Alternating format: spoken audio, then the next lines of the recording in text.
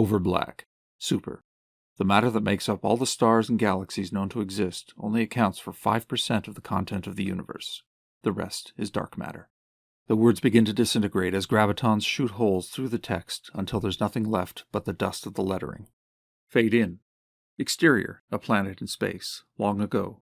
The young planet is spinning in space. It's seemingly familiar to Earth in shape and contour, but it has the colors orangish-brown and bluish-gray, respectively, replacing the blue and green. This is a life-growing planet in a distant solar system. Super, deep space, 200 million years ago. Exterior, surface of the planet, same. The atmosphere overhead is rapidly transforming itself. The once warming white sun now dances from visibility, fading to a gray hole punched in a dome of ashen sinter. The oddly shaped foliage of the alien forest's vibrant colors flicker and die in the newly formed twilight. The strangely shaped creatures on the planet's surface look up, if for no other reason than curiosity. Exterior, above the planet in space, same. The tug of the small planet's gravity increases the speed of the dark matter's approach, as the cloud's shape shifts into an elongated sea of roiling blackness. Exterior, surface of the planet, contact. Spilling from the heavens like black rain, the impact begins with a low and rolling rumble. Violent bursts of cyclonic wind stream a torrent of inky dust towards the planet's terrain. Collapsing under the immense strain of the elements, the forest bends to the ground. Limbs snap in submission, trees groan in distress, vortices of leaves and debris sweep skyward in a dance of weightlessness. The eerie silence cracks open with a roar of incredible magnitude. Across the planet's surface, the rigid crust of rock and soil roll and quake with wave-like motion, splitting open deep crevasses to the world's molten core. Oceans of orangish-brown liquid rise from their shores to greet the new tidal force, then descend in a massive surge of energy. Exterior, the planet in space, same. From space, the event appears as a glow of activity against a background of blackness. Framed against the panorama of stars, galaxies, and distant nebula, the tiny planet nearly disappears from view as the dark matter swallows it whole. Silence. Darkness. Then, emerging from the cloud's shadow, the small planet drifts and wobbles, attempting to re-establish a stable orbit. New angle on the universe. The sea of dark matter now stretches forward, seeking, exploring. It shifts its position, twisting towards a new point in the cosmos, the Milky Way galaxy, home to our solar system and Earth. Dark matter is on the way. Exterior, Algiers, Egypt, northwest of Cairo, day. The heat waves float from the sands of the Giza Desert in northwest Egypt.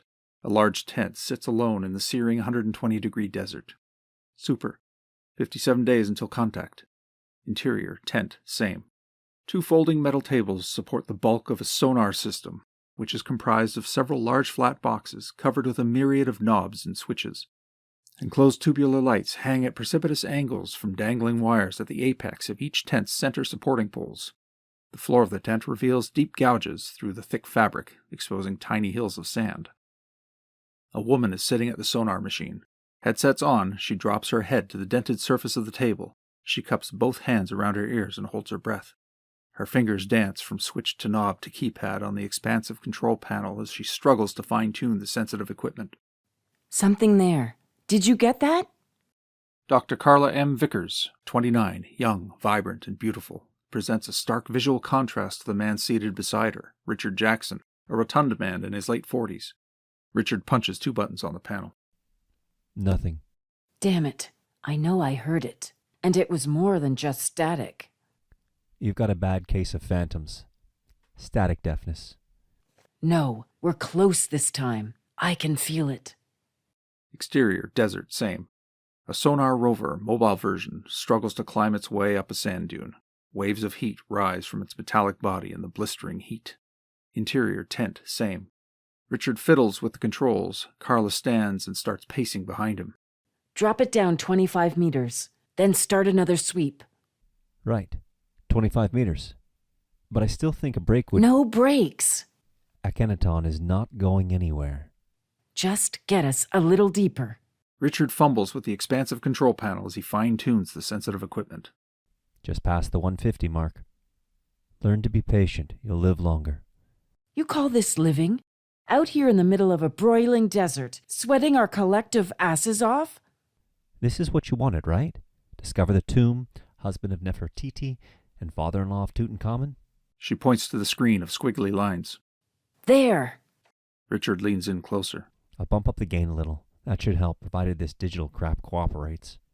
Karla throws herself back into her chair. She holds the headsets to her ear and closes her eyes. If we clear our minds, this thing has a voice all its own. It rises above the static. Exterior, the desert, same. The small gold machine responds to the request with an audible whirl as its transducer head spins, counterclockwise, seeking a new target depth.